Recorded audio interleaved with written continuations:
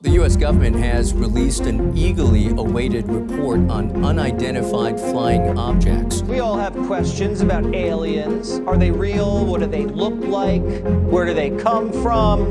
Are they friends or enemies? Matter of national security. If there's something out there that's bigger or faster and stronger, we've really got to answer that question. What is true, and I'm actually being serious here, is that there's footage and records of objects in the skies that we don't know exactly what they are.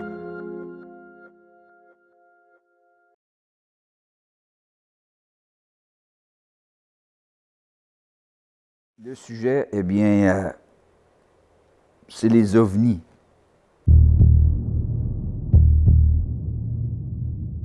Et les extraterrestres, OK? Une personne de confiance qui est venue à moi et puis m'a démontré 3 photos. Là, on est dans les années 90. Là. Des photos, c'était des photos. Okay? J'en ai fait développer des centaines de photos. Donc, je savais qu'est-ce qu'une photo avait de l'air. Mais je n'avais pas d'autre chose que les photos. Je n'avais absolument rien. Là. Je ne savais pas l'histoire. Je ne savais pas ce qui était impliqué. Je ne savais pas l'endroit. C'est là que, tranquillement, okay, au cours des années, moi, j'avais ramassé ça, puis je voulais pas vraiment rien savoir parce que je n'avais aucune personne qui pouvait m'aider, disons. J'ai trouvé l'endroit, j'ai rencontré des personnes.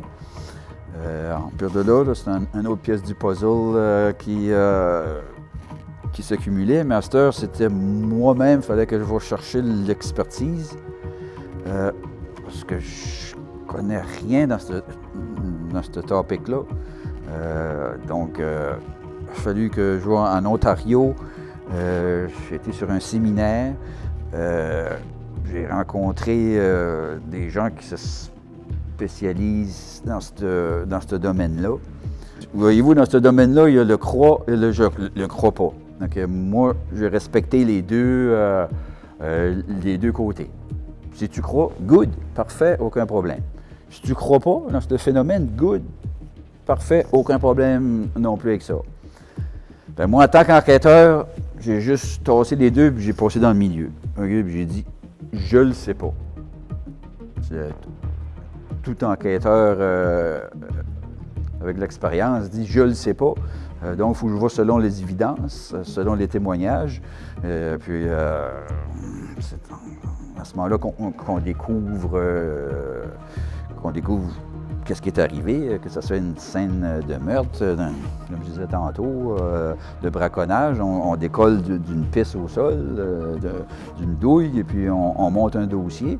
Il faut que ce soit tenu en cour provinciale et puis ou fédérale, selon les circonstances. Et puis, c'est ça, ça fait que j'ai rencontré des témoins. Là, eux m'ont donné plus d'informations, et puis plus que ça venait, bien, plus que l'information était quand même consistante. Et c'est là que j'ai découvert que c'est arrivé dans mon district. Donc là, je pouvais y mettre plus de temps. Ben, les photos que moi j'ai vues, c'était définitivement identifié. Puis là, on ne parle pas d'un petit point blanc dans le ciel le soir là. On parle de photos très claires que moi j'ai vues. C'est certainement en faisant une photocopie, ça se détériore. Puis là, regardez ça 20 ans dans mon dossier, ben, disons que les photocopies se sont détériorées. Là, les évidences s'accumulaient. Mon expérience aussi dans ce domaine-là, je m'intéressais un petit peu plus. Je suis un petit peu plus curieux dans ce domaine-là. Donc là, ça s'est mis ensemble et puis, oh, bang. Donc, en réalité, c'est ça, c'est une petite secoupe volante, bien connue de tout le monde qui dessine quand on était jeune, là, en 10 avec un dôme. C'est un dossier extrêmement complexe. Okay? Moi, je n'étais pas témoin de la scène. Okay? Il faut vraiment faire une séparation entre les deux. Là. Moi, je n'étais pas là quand ça arrivait, cet événement-là. Moi, je suis un enquêteur. Donc, c'est important de faire la différence. OK? Parce que je ne peux pas vous dire des choses que je n'ai pas vues. OK? J'étais pas là. OK? Donc, j'ai fait du mieux que je pouvais en tant qu'enquêteur pour vraiment essayer de soutirer des informations de mes témoins, essayer de comprendre ce qui avait arrivé là, à cet endroit-là. C'est alors que les témoins, vous pouvez comprendre, sont d'un choc émotionnel.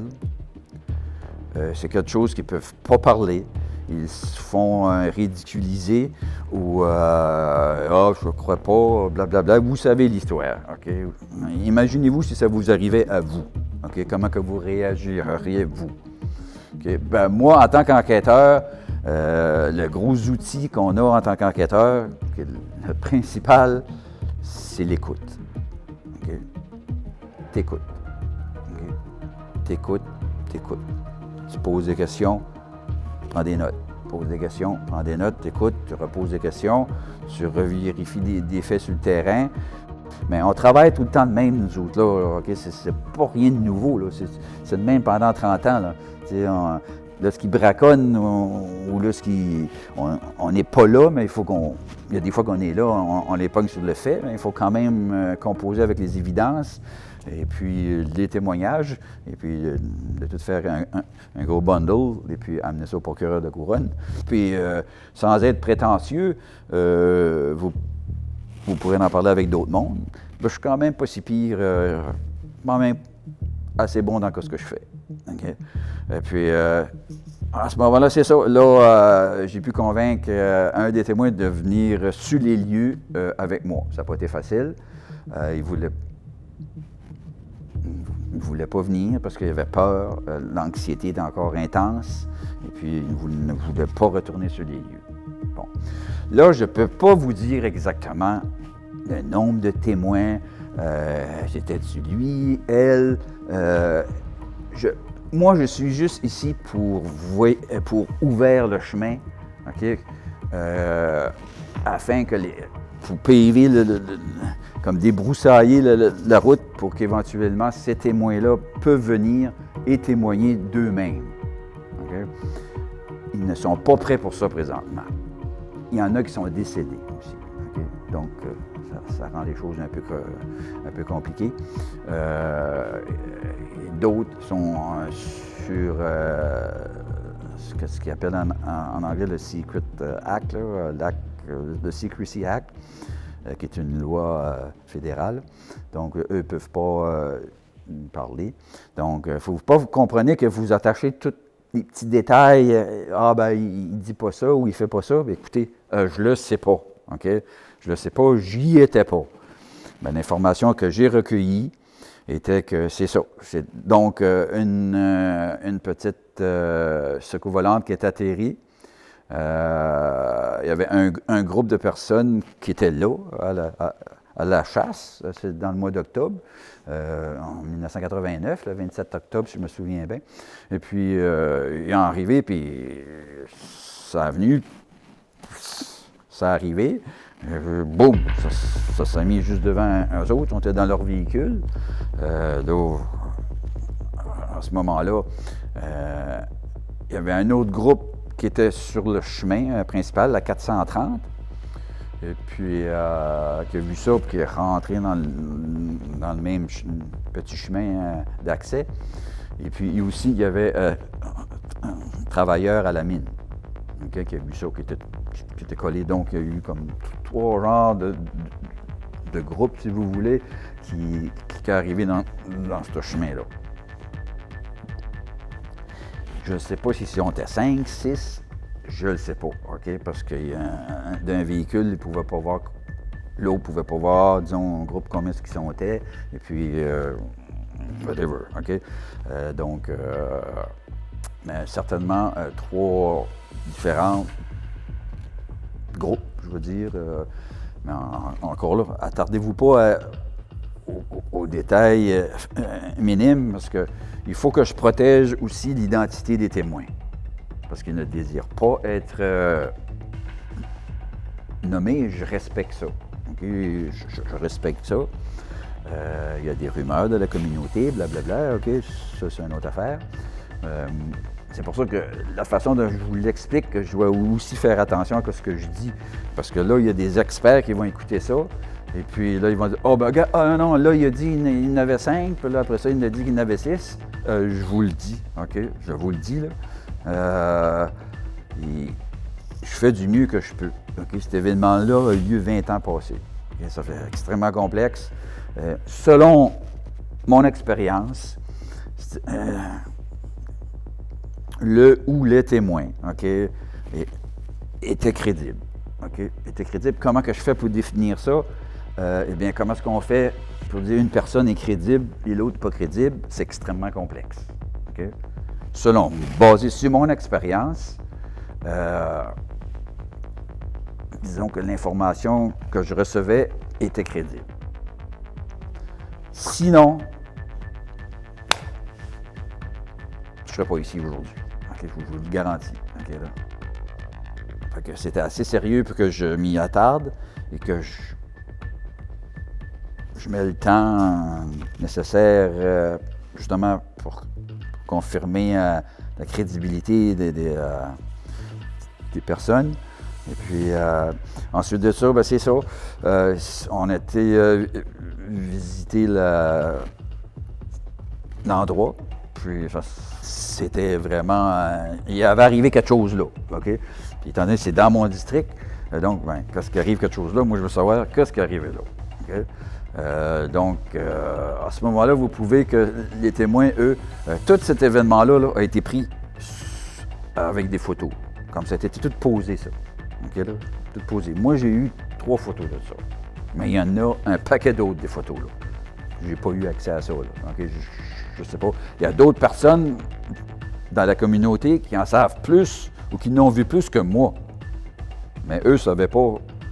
Ils ont vu ça, mais ils ne savaient pas l'histoire. Puis dans ce temps-là, ben, il faut vous remettre dans le contexte là, que les photos, on pèse sur le bouton, on crinque le Kodak. Là. On n'a pas la technologie dans 2020. Là, okay? Dans les années 90, c'était un film, il fallait qu'on retirait, qu'on emmenait ça. Ça a été apporté sur la rue King, si je me souviens bien. Il y avait une pharmacie ou un drugstore, avec quelque chose là, pas loin du poste de police. Là. Puis le film a été apporté là, a été développé. Et puis ensuite de ça, moi, il y a eu un leak. Il y a eu un leak, justement, de ces photos-là. Moi, je n'ai vu trop. Je vous dis, je n'ai vu trop. Et puis, il y a d'autres gens par la suite qui m'ont dit qu'ils en avaient vu plus. Mais je ne les ai pas vus, moi, ces photos-là. Mais je sais qu'il en a pris, c'est de très bonne qualité. Là. Okay? Donc, tout cet événement est là, est filmé. C'est là que j'ai pas eu tous les détails, mais que selon ma perception, que la police et l'armée, disons, ont été sur les lieux. Ils ont donc barré le périmètre, si vous voulez. Okay? Des hommes d'armée, il y a des hélicoptères qui sont venus. Et puis beaucoup de mouvements dans ce secteur-là, disons qu'il n'est pas supposé d'avoir aucun mouvement. Okay? C'est ça, ça fait qu'avec les témoignages que j'ai eus, là, c'était qui sont basés ensuite sur mes recherches, ben, j'ai pu comprendre que c'est des scientifiques des États-Unis, ça peut être les États-Unis, parce qu'on va dire les autres quand même avancés au Canada, je ne sais pas comment est-ce qu'ils sont avancés, là. Mais disons, c'était la... Ils ont bloqué ce chemin-là. Et puis, eux, une des raisons qu'ils donnaient, ce que j'ai pu comprendre, c'était il y avait eu c'était un entraînement de l'armée, puis il y avait eu un déversement d'huile. Puis là, ils barraient le chemin, puis blablabla. OK, on sait l'histoire de comment est-ce qu'ils faisaient, qu'est-ce qu'ils racontent au monde. Donc, OK. Mais là, je pouvais avoir moi, un dénivellement de terrain. Là. C'était obvious. Puis le témoin m'a dit, c'est là. C'est là que c'est arrivé, c'est là. Ben oui, mais c'est quoi ça? Là, ben là c'est ça, quand la grosse soucoupe, la petite soucoupe, elle, était stationnaire dans les airs. Et puis, il y a un rayon lumineux en dessous. bleuâtre, blanchâtre, disons. L'autre était beaucoup plus volumineux. Là. Puis à ce moment-là, ben c'est ça. Là, moi, j'ai vu ce jour-là, il m'a dit qu'il y avait eu un creux qui avait été fait à l'endroit où une dépression, où la grosse secoupe s'avait installée. Il y a eu du remblai, l'armée est arrivée, ils ont enlevé ce terrain-là qui possiblement aurait pu être contaminé par de la radiation ou autre. Donc moi, c'est cet endroit-là qui m'intéressait, pouvoir faire certain que tout était correct pour la population, qui était un de mes concerns, en tant qu'agent. C'est à ce moment-là que moi, je n'avais pas l'expertise de voir s'il y avait encore de la radioactivité à cet endroit-là.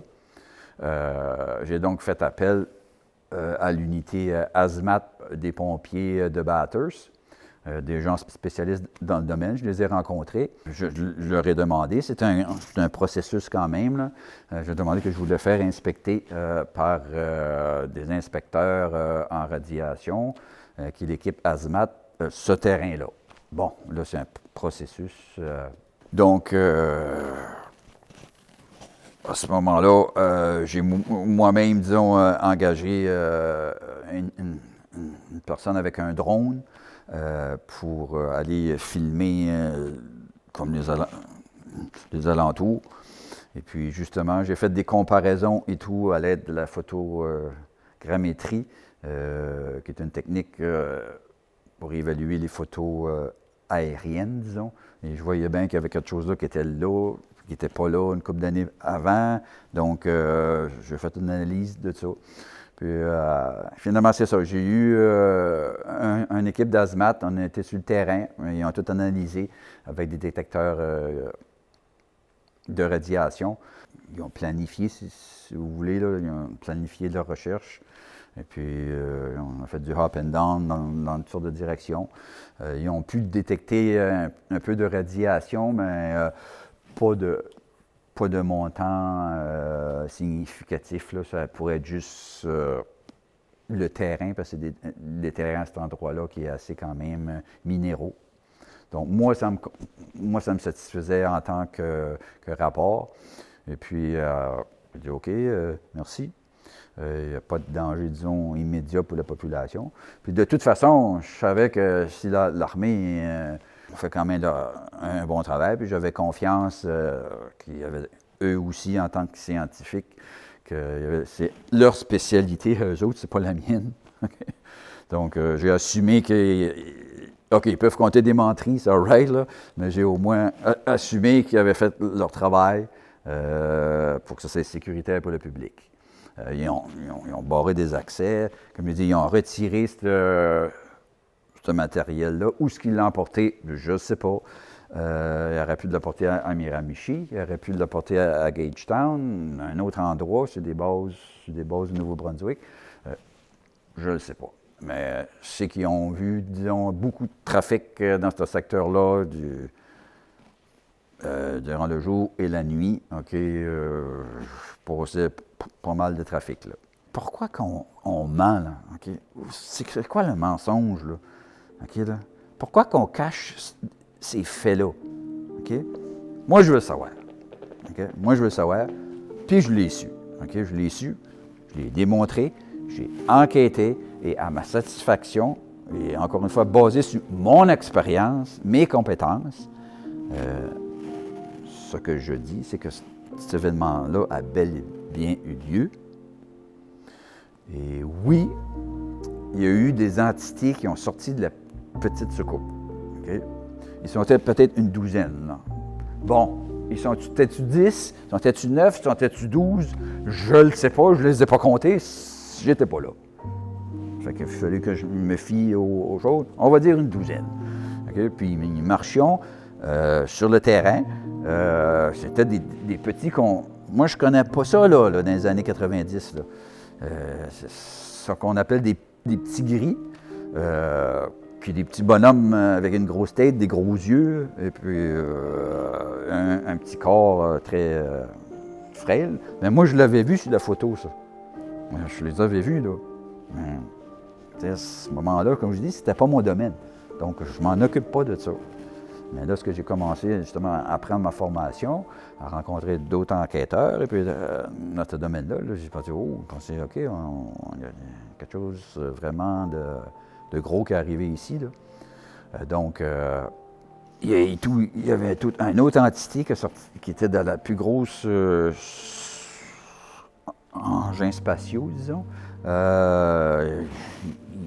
qui était vêtu comme un genre de robe. Là. Un genre de robe, lui, était un petit peu plus loin. Et puis, les autres petits bonhommes, eux autres, les petits gris, là, ils se promenaient partout, puis ils ramassaient, ils regardaient, ils déposaient, et puis ils marchaient, puis mais ils marchaient, mais c'était pas un marchage comme nous autres on marche, là. Ça, on dit, c'était comme, je sais pas, c'était pas pareil, OK? Même, il y avait une roulotte qui était là aussi en ce moment, probablement une roulotte de contracteurs forestiers ou de contracteurs miniers. Puis ils ont monté, mais comme des témoins disaient qu'ils n'ont pas monté par les marches, c'est comme ils lévitaient, disons, comme si ils flottaient pas. Puis ils sont mis les mains, comme des petites mains chaque bord, et puis pour regarder en dedans. Donc, c'est... il faut comprendre là, que, à la place des témoins, là, disons que si que moi je me transmette à leur place, là, que ce qu'on voit n'est pas supposé d'exister premièrement. Là. Okay, donc, et puis là, ils ont resté dans le véhicule. Okay? Et puis, il y en avait deux sortes vraiment. Il y avait les petits gris, puis il y en avait une autre sorte, un petit peu plus costaud, qui semblait un petit peu plus comme costaud, là, disons, là, comme agressif. Pas vraiment agressif, mais parce qu'on ne sait pas, là, veut dire, on ne peut pas dire si une personne, si quelque chose est agressif ou pas, juste en les voyant, là, mais disons plus gros. Eux, il y en avait un chaque côté de la porte du véhicule.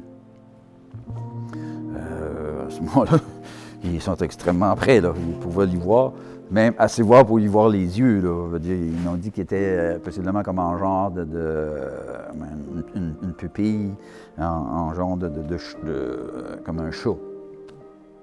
Bon, OK. Donc, moi, je prenais ces informations-là. Et puis, de même que c'était assez exceptionnel comme information. Et puis là, moi-même, à enquêter là-dessus, j'avais de la misère à assimiler. J'avais 1001 questions, mais les questions ne venaient pas. OK? Puis ils venaient, mais là, les témoins sont dans un traumatisme. Il fallait que je respectais ça. Donc, c'est pour ça que ça aurait été beaucoup plus facile si c'est les témoins qui parlent eux autres. Mais moi, je me fais le porte-parole. OK? Simple, comment le porte-parole en tant qu'enquêteur, que voilà. Que, comme je dis, vous avez probablement 1001 questions qui vous trottent. Ah ben, t'aurais dû dire ça, t'aurais dû dire ça. Bon, ben écoutez, j'aurais bien aimé que vous soyez à ma place parce que c'est pas évident. Parce que pour un agent, un garde forestier, un agent de conservation, que moi, je viens à constater que le phénomène est vrai, mais j'enquête sur quelque chose que le gouvernement dit que c'est pas, que ça n'existe pas. Fait que là, vous pouvez comprendre que dans mon cerveau, moi aussi, il y avait des machines qui ne fonctionnaient pas. Là. Moi, j'avais constaté, selon mon enquête, que le phénomène est bien réel. Okay? J'étais confiant de pouvoir prendre mon cas que j'avais enquêté puis l'amener dans n'importe quelle cour provinciale et puis gagner mon cas. J'étais convaincu. Okay? Du moins, j'avais assez d'évidence, en tout cas, pour amener en cour provinciale et puis présenter mon cas, comme que j'ai fait pour des centaines et des milliers de cas. Là. Donc, pour moi, c'est une enquête régulière, mais c'est un phénomène qui n'est pas supposé d'exister. Et c'est là qu'il y a un peu de bouleversement qui m'a dit, mais pourquoi on ne sait pas ça, puis pourquoi ils nous cachent ça? Mais je suis un employé du gouvernement, donc je ne peux pas dire. Okay? Aujourd'hui, je ne le suis plus. OK? Je ne suis plus un employé du gouvernement. Oh! Ça fait une grosse différence. OK? Parce que moi, je ne peux pas exprimer ça, je ne pouvais pas parler de ça en public, là.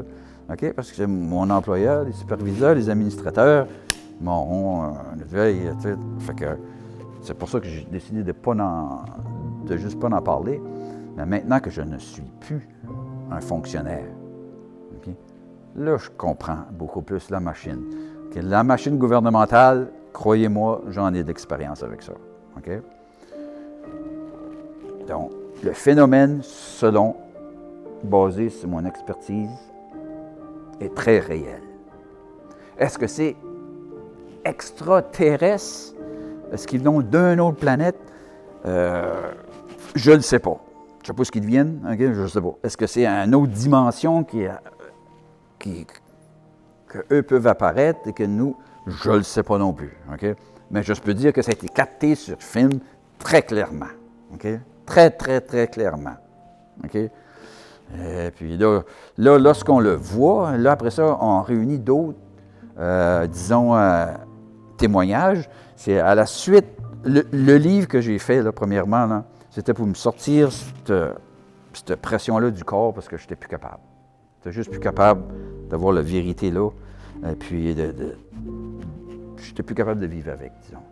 Si moi, un agent de la paix, okay, ayant travaillé sur de multiples cas très dangereux, okay, pouvait ressentir une pression, je ne m'imagine même pas la pression que les témoins ont pu subir, okay, qu'il n'y avait aucunement moyen de parler de ça. Donc, c'est là que j'ai décidé d'écrire un livre, et puis j'ai dit, je vais mettre tout ce que je me souviens dans le livre, parce qu'avec les années, on oublie beaucoup de détails. Okay? Et puis là, je vais le mettre dans le livre, puis mon but ultime, c'était de l'apporter à la bibliothèque publique. C'est ça qui était mon but ultime. Il fallait que je fasse en français puis en anglais, parce que j'ai travaillé dans les deux secteurs linguistiques, donc je respecte la communauté anglophone, je respecte la communauté francophone. Donc c'était important pour moi d'avoir le livre en anglais et en français. J'y ai arrivé à compléter mon livre, okay? Et puis là, on parle de quelques milliers de dollars. Okay, là? Fait que pas sûr que tout le monde aurait fait ça, là. Okay, là? Pour moi, c'était une donation à la population, que cet événement-là a été mis sur mon parcours, sur ma carrière, et puis j'ai fait du mieux que je pouvais avec ce que j'avais. Mais par la suite, lorsque des gens qui ont su que j'avais sorti un livre, là, à un moment donné, il y a eu un genre d'effet boule de neige. Okay, c'est les gens qui venaient à moi pour me conter leur histoire. Là, ensuite de ça, j'ai donné deux entrevues à la radio, des podcasts que j'avais aucune idée que c'était quoi. Donc, là, c'est les histoires. Ah, Paul, moi, il m'est arrivé quelque chose. Ah, OK, si toi, conte-moi ton histoire. Ben, tu sais, moi, j'étais à Beresford. Après ça, moi, j'étais à Anigadou. Là, j'étais à Petit Rocher. Après ça, j'étais à Bathurst. J'ai vu ça. Là, un sujet qu'on ne pouvait pas parler, OK, 20 ans passés, là, mais présentement, tout le monde s'est comme ouvert, puis il venait tout à moi. J'ai dit, pourquoi est-ce que vous venez à moi, là? Moi, je suis simplement un petit garde forestier du Nouveau-Brunswick, là. OK, puis là, donc, j'ai été, plus que les histoires sortaient, disons, plus que ça confirmait que, wow, tu sais, là, que vraiment, le phénomène est existant. Il existe. Mais être témoin d'une chose comme ça, comment est-ce que vous réagiriez? Okay? C'est ça qui est la question. Okay? Avant de porter tout jugement envers ces gens-là, là, okay, moi, je ne suis pas ici pour prendre un jugement comme que je faisais. Là. Comme enquêteur, on n'a pas de jugement. On est basé sur les évidences et les témoignages. Et puis, écoutez, moi, je suis là pour vous dire ma vérité. C'est ma vérité, donc je ne peux pas me tromper. Okay? C'est ma vérité. j'espère de pouvoir simplement briser des paradigmes, OK, auxquels qu'on est confronté. Et puis, j'ai moi-même, disons, essayé d'apporter ce sujet-là aux médias traditionnels et ça n'a pas arrivé. Fait que moi, je fais de mon meilleur pour vous. OK? C'est une donation de 7 à 7 000 $ que ça m'a coûté de faire cette enquête-là. OK? Je vous la donne. OK? Elle est accessible online. Je fais du plus que j'ai. Est-ce que j'aurais pu faire mieux? Oui. OK? Mais ce n'était pas mon domaine. OK? Donc, c'est pas à moi. C'était pas à moi de faire mieux. Donc, j'espère que vous appréciez et que c'était extrêmement difficile. Je risque tout, là. OK? J'ai tout risqué avec ça, là. OK? Donc, ma réputation, mon intégrité, mon nom, le nom de ma famille. OK? C'est un poids énorme à gérer. Énorme. Je pensais jamais avoir eu cette... J'ai jamais ressenti autant de pression de ma vie, là, puis dans un domaine ingrat. Okay? C'est très ingrat, cette enquête-là, parce que personne ne te croit, premièrement, ou le trois quarts du monde ne te croit pas. Mais en 2022, il est temps que la vérité sorte. Et moi, je dis que la vérité est là. Je fais du mieux que j'ai pu. J'espère que vous allez apprécier ça. J'espère que ça vous donne matière à réflexion. Juste le fait d'ouvrir la porte, une craque, et comme qu'ils disent à cette heure,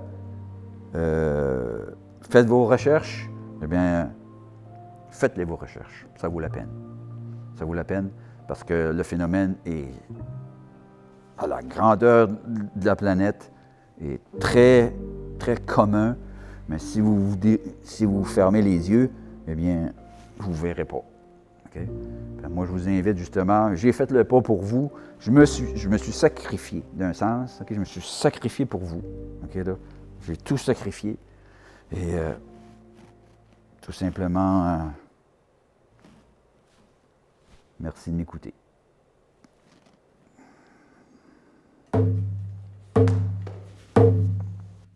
He